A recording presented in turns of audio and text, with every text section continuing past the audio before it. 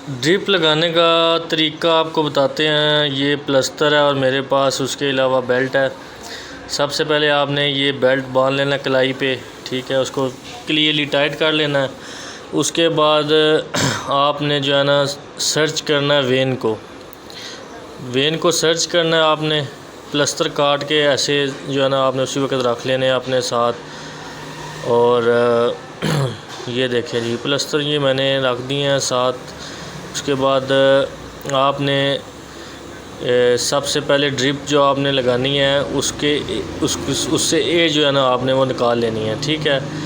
और इसकी जो नीडल साइड है वो उसकी सुई की वो बिल्कुल सामने रखनी है, कट वाली साइड जो है ना वो ऊपर आए, ठीक है। जब आप ये लगाएंगे तो कट वाला जो है ना सुई का हिस्सा वो ऊपर आना चाहिए। ये एयर आपने सारी निकाल लेनी है एयर।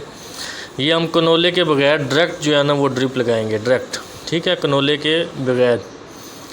तो सबसे पहले कॉटन से साफ़ करके वेन को हमने सर्च कर लिया है, ठीक है। सर्च हम करने के बाद अब ये देखें जी, ये अब हम को बड़े आराम से इसको वेन के अंदर जो है ना वो लगाएंगे। ये देखें जी बिल्कुल जो आपने क्लियरली सामने जो है ना वेन उसको सीधे करके ये लगा लिया हमने, ठीक है। अब इसको बेल्ट को हमने खोल देना है, प्लस्तर लगा लेना हमने। प्लस्तर बिल्कुल पक्का करके बेल्ट को हमने खोलना है, ठीक है। ये बेल्ट खोल दिया। हाथ को जो है ना पेशेंट के हाथ को जो है ना वो हमने खोल देना है। और फिर हमने ये दूसरा प्लस्तर लगा लिया ताकि सुई जो है ना वो अपनी जगह से हिले ना। इसको हमने बिल्कुल बांध दिया एक जगह पे और ड्रिप को जो है ना हमने वो चला लेना है, ठीक है। अगर इसके बबल बन जाए तो फिर समझे आउट है, नहीं तो ये बिल्कुल सही लग गई है। और ये देखें जी ड्रॉप भी जो है ना अपने बिल्कुल सही जा